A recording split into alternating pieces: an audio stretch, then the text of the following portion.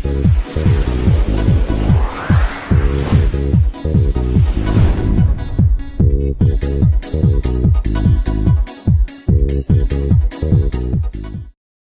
आज का जो वीडियो है एक्चुअल में इसमें हम प्रॉब्लम बेस्ड क्वेश्चन कराएंगे और ये जो क्वेश्चन डिपेंड होंगे स्पीड, डिस्टेंस, टाइम वाले एंड एरिया ऑफ रेक्टेंगल। इसके अलावा और भी आएंगे। तो सबसे पहले हम डिस्कस करते हैं स्पीड, डिस्टेंस, टाइम वाले क्वेश्चंस को। पार्ट 1 में मैं पहले ही कुछ वर्ड्स प्रॉब्लम समझा चुका हूँ और यहाँ पर हम क्वेश्चन देखते हैं कि जैसे क्वेश्चन को ये पूरा जो लैंग्वेज लिखा हुआ है, मैं चाहूँगा कि इसको फिगर से शॉर्ट में समझा देना।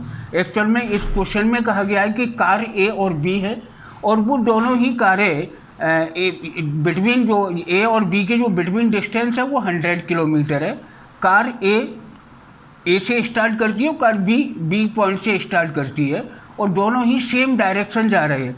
जब ये दोनों, ये कार ए से चलती है और ये कार बी से चलती है, आफ्टर 5 आवर ये दोनों कार सी पॉइंट पर आके यहाँ आके एक दूसरे से मीट करती है।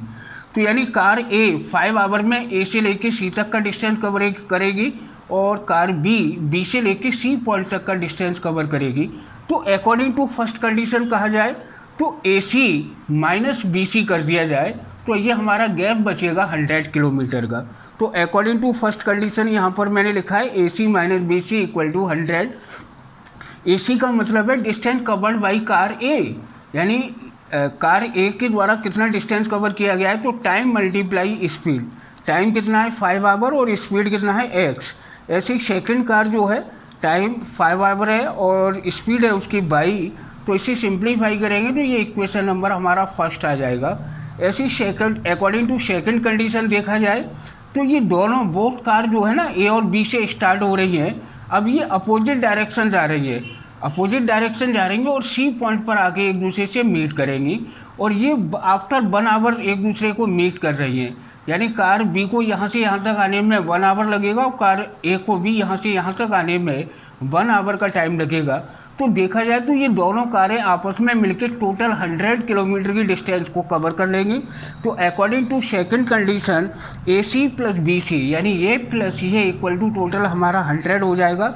ए सी का मतलब है distance covered by car a और बी सी का मतलब हो जाएगा distance covered by car b. तो ये x plus y equal to 100, यहाँ पर ये दो इक्वेशन आ गए। इन दोनों इक्वेशनों को कैंसिलेशन मेथड से मैंने सॉल्व कर दिया।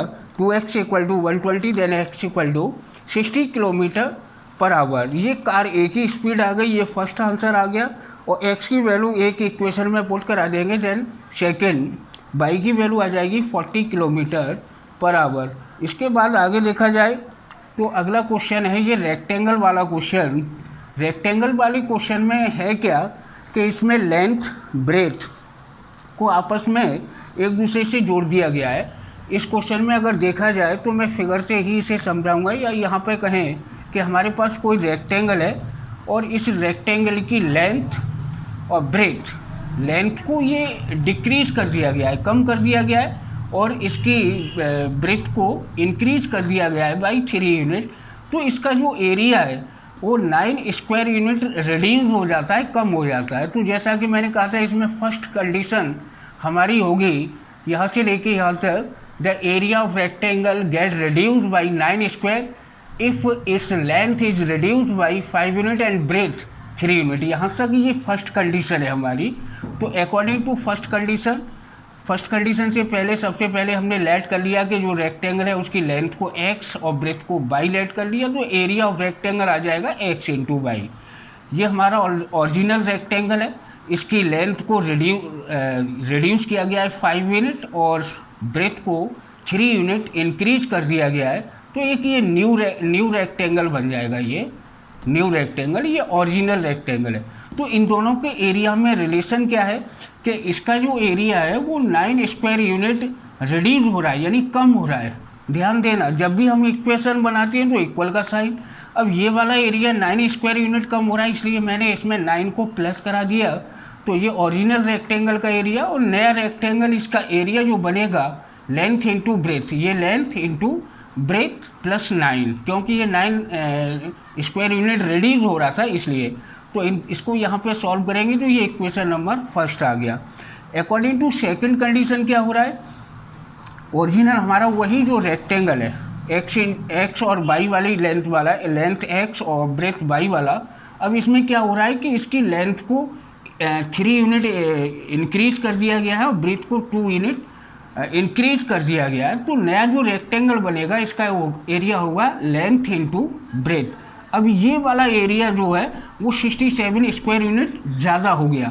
अब इन दोनों के एरिया को अगर हमें इक्वल करना है तो हमारा जो ओरिजिनल एरिया है और ये हमारा न्यू रेक्टेंगल का एरिया, इसमें से -67 अगर हम माइनस कर देंगे तो ये एरिया और ये एरिया हमारा इक्वल हो जाएगा। इसे बाद में सिंप्लीफाई करेंगे, ये इक्वेशन नंबर सेकंड आ जाएगा और ये इक्वेशन नंबर फर्स्ट आ जाएगा। यहाँ पर देखा जाए तो मैंने क्रॉस मल्टीप्लिकेशन मेथड अप्लाई कर दिया है। ये क्रॉस मल्टीप्लिकेशन किसी भी मेथड से सॉल्व कर सकते हैं, ज़रूरी नहीं है कि क्रॉस मल्टीप्लिकेशन मेथड अप्लाई किया जाए। तो यहाँ दिखाई नहीं दे रहा है तो मैं यहाँ पर लिखूँगा कि ये लास्ट में x अपॉन आ जाएगा 323 equal to y upon 171 equal to 1/19। 19 का सब में डिवाइड हो रहा है तो और करके लिखेंगे x अपॉन 17 आ जाएगा इक्वल टू y अपॉन 9 और ये 1/1। अन्योन को न्योन के साथ, अन्योन को न्योन के साथ, यानी फर्स्ट को लास्ट के साथ और सेकंड को भी लास्ट के साथ इक्वल करेंगे तो केस फर्स्ट में x अपॉन 17 इक्वल टू 1/1, तो x इक्वल टू हमारा 17 यूनिट आएगा। ऐसे ही केस सेकंड की अगर बात करते हैं तो केस सेकंड में y upon 9 equal to 1/1 imply, तो y इक्वल टू 9 यूनिट, ये आंसर आ जाएगा। तो ये रेक्टेंगल से रिलेटिव जो क्वेश्चन है, और ऐसे और भी क्वेश्चन आ सकते हैं। तो अगर चाहो तो और भी हम क्वेश्चन अपने RD शर्मा या अन्य बुक से हम कर सकते हैं।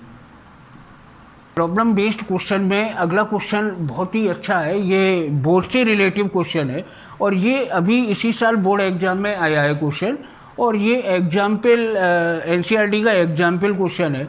यहाँ पर मैं थोड़ा सा फिगर से मैं समझाने की कोशिश करूँगा। वैसे ये पूरा लैंग्वेज लिखा हुआ है कि यहाँ पर कोई बोल्ट है वो डाउन स्ट्रीम, पहले हमें ये समझ लेना चाहिए कि डाउन स्ट्रीम क्या है, कि पानी का जो चलने की डायरेक्शन है और नाव के चलने की डायरेक्शन अगर सेम हो जाए तो वो डाउन स्ट्रीम होती है, और पानी के चलने की डायरेक्शन और नाव के चलने की डायरेक्शन अगर अपोजिट आती है तो वो हमारा अप स्ट्रीम होता है। दूसरे शब्दों में ऐसे समझें कि जब बच्चा साइकिल चलाता है, ध्यान देना, जब बच्चा साइकिल चलाता है तो साइकिल चलाने में अगर साइकिल चलने की डायरेक्शन और हवा के चलने की डायरेक्शन सेम होती है तो उसे डाउन स्ट्रीम कहती है, यानी सेम डायरेक्शन में चलना। और साइकिल चलने की डायरेक्शन और हवा के चलने की डायरेक्शन जब अपोजिट होती है तो उसे कहती है अप स्ट्रीम। यहाँ पर एक और बात समझना है कि जब हमारे सेम डायरेक्शन होती है तो नाव की स्पीड इंक्रीज हो जाएगी, और अप स्ट्रीम यानी अप स्ट्रीम में नाव की स्पीड जो है वो डिक्रीज हो जाएगी। तो यहाँ पर सबसे पहला काम होगा कि speed of boat in still water, still water कहती है शांत पानी में, यानी नाव की खुद की स्पीड है x किलोमीटर पर आवर है, और स्पीड ऑफ स्ट्रीम यानी पानी के चलने की जो डायरेक्शन है वो स्पीड है वो y किलोमीटर पर आवर है। यहाँ पर मैंने सबसे पहले लिया है speed of boat in down stream. Down stream का मतलब है सेम डायरेक्शन में चलना, यानी नाव पानी का भाव, पानी भी चलेगा और नाव की डायरेक्शन सेम होगी, ये हमारा डाउन स्ट्रीम होगा। और इसके बाद अप स्ट्रीम की बात करें तो अप स्ट्रीम में क्या है कि नाव यहाँ से चलेगी और पानी ऐसे चलेगा, नाव ऐसे चलेगी, यानी दोनों अपोजिट डायरेक्शन जाएंगे। तो अप स्ट्रीम में नाव की स्पीड में से पानी की स्पीड को माइनस करा देती है, तो ये x minus y kilometre per our है। जब भी पानी में नाव चलेगी तो इस स्पीड से वो डाउन स्ट्रीम जाएगी और इस स्पीड से वो अप स्ट्रीम जाएगी। अकॉर्डिंग टू फर्स्ट कंडीशन कहा गया है, ध्यान देना, ये पानी के चलने की डायरेक्शन को दिखाया गया है और ये मैंने नाव को दिखाया गया है, नाव ऐसे जा रही है तो पानी ऐसे चल रहा है, नाव ऐसे चल रही है, तो ये हमारा अप स्ट्रीम हो गया। तो 30 किलोमीटर नाव इधर जा रही है, ध्यान देना, और 30 किलोमीटर जा रही है वो अप स्ट्रीम में, और उसके बाद ये वापस लौट के आती है 44 किलोमीटर। जब ये वाली डायरेक्शन आ रही है तो देखो नाव की डायरेक्शन की और ये डायरेक्शन सेम है, तो ये डाउन स्ट्रीम हो जाएगा। तो ऐसे यहाँ से यहाँ तक जाने में और यहाँ से यहाँ तक जाने में टोटल उसको 10 आवर का टाइम लग रहा है। तो अकॉर्डिंग टू फर्स्ट कंडीशन मैंने कहा है time taken 30 kilometre in upstream plus time taken 44 kilometre in downstream equal to 10 hour. Total 10 hour का टाइम लग रहा है यहाँ से ये और वापस ये आने में। तो यहाँ पर टाइम निकालने का फॉर्मूला होता है time equal to distance upon, यहाँ पर मैं बता दूँ, time equal to distance upon speed. Speed distance हमारा 30 है और स्पीड किससे चल रही है, वो अप स्ट्रीम से जा रही है x माइनस वाई। तो 30 upon x minus y plus यहाँ पर 44 किलोमीटर जाने में इतना टाइम लगेगा। ये दोनों टाइम मिला के टोटल 10 आवर हो गए। ये इक्वेशन नंबर फर्स्ट आ गए। अकॉर्डिंग टू सेकंड कंडीशन देखा जाए तो सेकंड कंडीशन में अब ये नाव जो अप स्ट्रीम में जा रही है वो 40 किलोमीटर जा रही है और वापस डाउन स्ट्रीम में जो लौट के आ रही है वो 55 किलोमीटर, यानी यहाँ से लेके यहाँ तक का टाइम प्लस ये वाला टाइम मिला के टोटल 13 आवर का टाइम लग रहा है। बिल्कुल सेम ऐसे ये सेकंड इक्वेशन बन गया हमारा।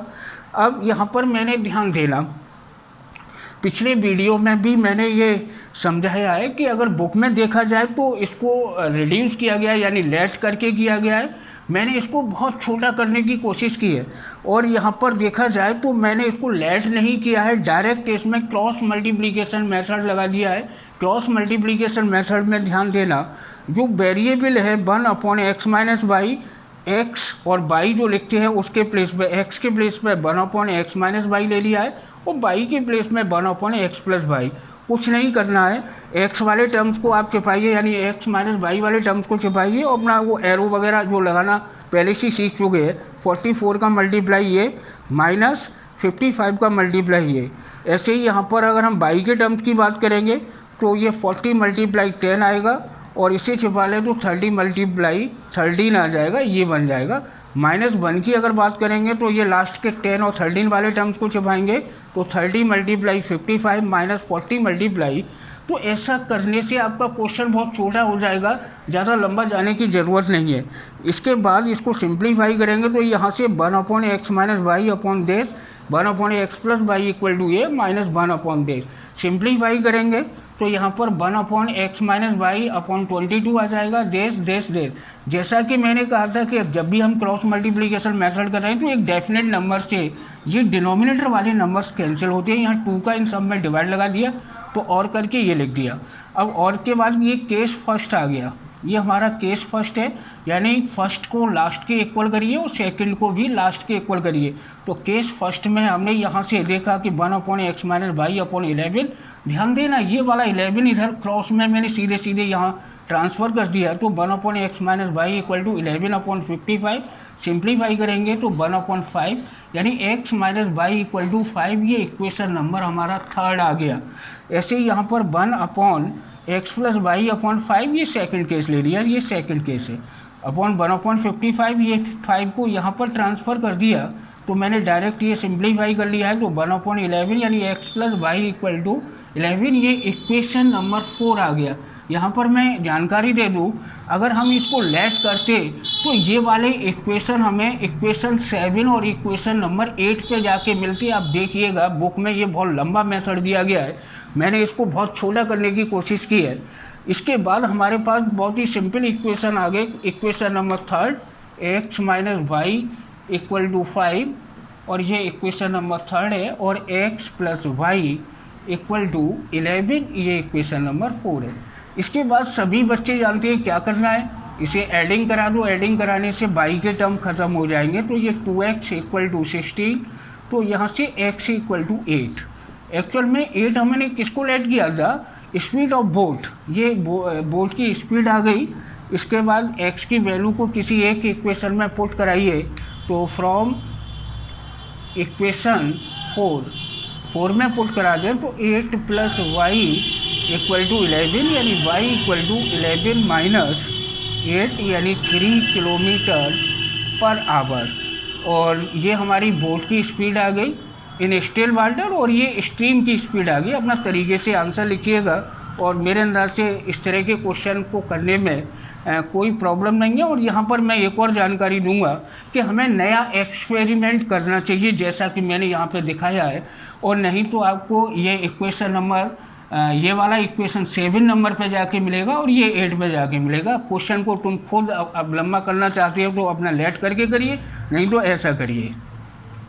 इसके बाद हमारा नेक्स्ट क्वेश्चन आता है मैन और वुमेन से रिलेटिव। यहाँ पर इस क्वेश्चन में मैं एक और जानकारी देना चाहूँगा। एक्चुअल में ये मैन और वुमेन वाले क्वेश्चन में और बात की जाए तो वहाँ पर इन्होंने कहा है कि रिड्यूसिंग इन लीनियर इक्वेशन।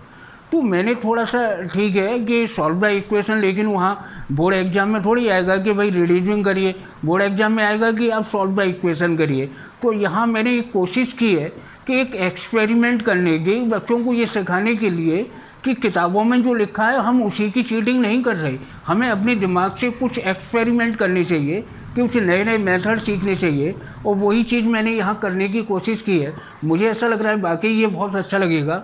और यहाँ पर ये जैसे क्वेश्चन है कुछ इस तरीके से मैं बता दूँ कि ये 2 वुमेन और 5 मैन जो हैं वो किसी भी वर्क को 4 डेज में फिनिश करते हैं, और वाइल 3 वुमेन और 6 मैन जो हैं वो उसी सेम वर्क को 3 डेज में फिनिश करते हैं। तो वो पूछ रहे हैं कि बताइए 1 वुमेन और 1 मैन उसी वर्क को अलग अलग कितने डेज में उसको फिनिश करेंगे। तो ऐसा वर्क डन वाला कोई भी क्वेश्चन आता है तो ये ध्यान रखना, सबसे पहले हम लेट करेंगे कि लेट 1 वुमेन जो है वो किसी वर्क को x डेज में फिनिश कर रही है और 1 मैन उसी सेम वर्क को y डेज में फिनिश कर रहा है।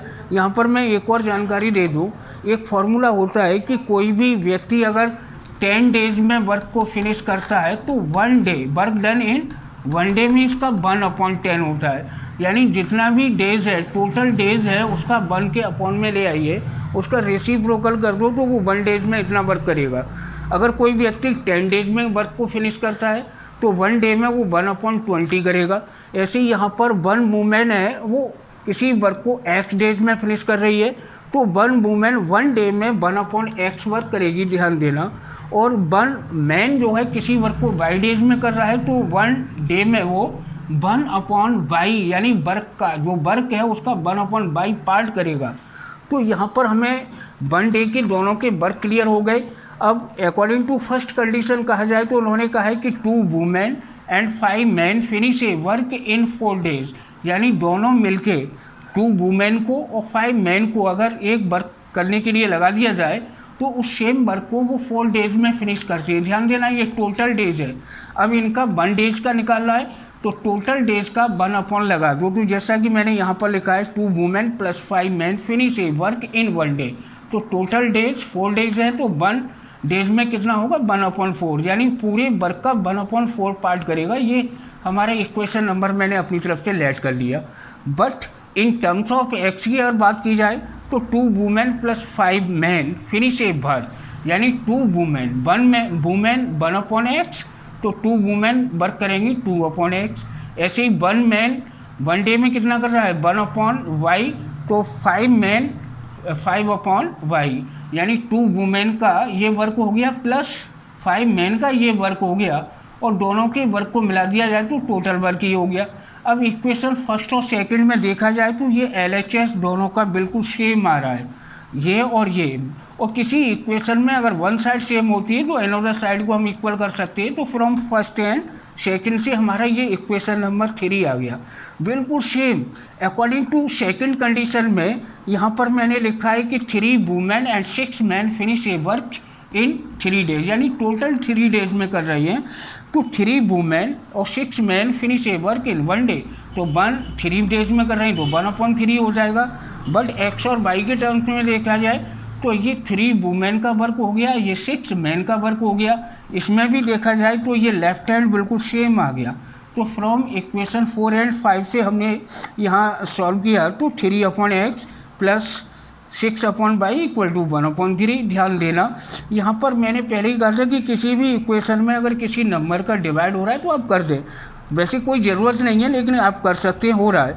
तो यहाँ पे 3 का डिवाइड करेंगे तो ये 1/x आ गया, यहाँ पे 3 का डिवाइड करेंगे तो 2/y आ गया, और 1/3 डिवाइडेड बाई 3 करेंगे तो 1/3 डिवाइड किया पे मल्टीप्लाई नेक्स्ट नंबर का रेसिप्रोकल, यानी 1/9, ये 1/9 आ जाएगा। इक्वेशन नंबर 6 और इक्वेशन नंबर 3 इन दोनों को हम सॉल्व करेंगे। अब यहाँ थोड़ा सा समझना है, इससे पहले अगर देखा जाए, किताबों में देखा जाए, तो जहाँ वेरिएबल अपॉन में आते हैं तो उन्होंने लेट करके किया है। अच्छी बात है, या तो आप लेट करके करिए। मुझे ऐसा लग रहा है कि अगर आप लेट करके यहाँ से क्वेश्चन करते हैं तो आपका क्वेश्चन डेफिनेट लेंदी जाएगा, लंबा जाएगा। और इसे मैं थोड़ा सा क्रॉस मल्टीप्लिकेशन मेथड से समझाने की कोशिश कर रहा हूँ, बच्चे के दिमाग में ये डाल रहा हूँ कि आप इसी सेम क्वेश्चन को आप क्रॉस मल्टीप्लिकेशन मेथड से भी कर सकते हैं। जैसा कि इससे पहले मैं ये क्वेश्चन और मैं करा चुका हूँ, बिल्कुल सेम इसी तरीके से। यहाँ पर x और y लिए जाते हैं क्रॉस मल्टीप्लिकेशन में, लेकिन यहाँ पर डिनोमिनेटर 1/x 1/y लें, 1/x और 1/y। अब इस वाले टर्म्स को सेम वही क्रॉस मल्टीप्लिकेशन मेथड से देखा जाए तो 2 मल्टीप्लाई 1/4 और सेकंड मल्टीप्लाई करेंगे तो माइनस का साइन 5 मल्टीप्लाई 1/, कोफिशिएंट लेते हैं, ध्यान देना, ये आ जाएगा। बाई के टर्म्स को आप जब आएंगे तो यहाँ पर 1/x का कोफिशिएंट 2 है तो 2 मल्टीप्लाई 1/9 और यहाँ पर 1 मल्टीप्लाई 1/4 माइनस का ये आ गया। और -1 के अपॉन में क्या आएगा, 1 मल्टीप्लाई 5 आएगा देखिए, और 2 मल्टीप्लाई 2 ये आ जाएगा। तो यहाँ से 1/x equal to 1/x upon में ये 1/2 माइनस 5/9 आ जाएगा। सिंप्लीफाई कर सकते हैं 1/y, और मेरे अंदाज से इसको सिंप्लीफाई करने में कोई प्रॉब्लम नहीं आएगी।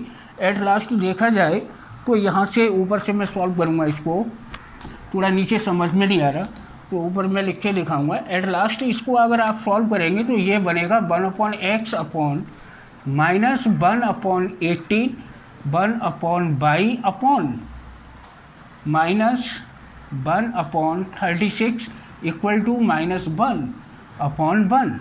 जैसा कि मैंने कहा था कि क्रॉस मल्टीप्लिकेशन में अननोन को न्योन के साथ इक्वल लेते हैं, तो यहाँ पर भी हम फर्स्ट को लास्ट के इक्वल करें और सेकंड को भी लास्ट के इक्वल कर दें। तो केस फर्स्ट हमारा बनेगा 1/x upon minus 1/18 equal to -1/1। ध्यान देना, ये पूरा का पूरा फ्रैक्शन इधर ट्रांसफ़र करा दो तो ये इधर रह जाएगा 1/x इक्वल टू, और माइनस का माइनस से मल्टीप्लाई करेंगे तो प्लस का हो जाएंगे, यानी 1/18। रेसिप्रोकल करा दें तो x की वैल्यू आ जाएगी 18, यानी 18 हमने किसको लेट किया था, x किसे लेट किया था, वुमेन को, यानी जो वुमेन है वो उस वर्क को 18 डेज में फिनिश करेंगे। और सेकंड केस में अगर देखा जाए तो केस सेकंड 1/y माइनस के 1/36 इक्वल टू -1/1। तो ये 1 ये पूरा का पूरा इधर ट्रांसफ़र करा दें तो 1/y इक्वल टू 1 प्लस के 36, क्योंकि माइनस और माइनस प्लस हो जाएगा, then y equal to 36 days आ जाएगा ये। तो देखा जाए ये मैन का वर्क आ जाएगा और ये हमारा वुमेन का वर्क आ जाएगा। और इस तरीके से एक्सपेरिमेंट करने चाहिए, और मुझे ऐसा लग रहा है कि इस तरह के क्वेश्चन करने में बच्चों के कोई प्रॉब्लम नहीं आएगी। थोड़ा सा प्रॉब्लम यहाँ कैलकुलेशन का आ सकता है, वो मैं मानता हूँ, नहीं तो फिर भाई अच्छा लग रहा है तो आप लेट करके करिए। लेट करके अगर आप करते हैं तो ये क्वेश्चन थोड़ा सा लंबा जाएगा, अच्छी बात है, आप कर सकते हैं। इसके अलावा मैं प्रत्येक बच्चे को एक और बात कहना चाह रहा हूँ कि ये chapter linear equation in 2 variable total finish हो गया है, और इसके जो NCERT सॉल्यूशन है मैं डिस्क्रिप्शन में अपनी साइट को दे दूंगा, और वहाँ जाके आप सॉल्यूशन चेक कर सकते हैं, सर्च कर सकते हैं। Thank you.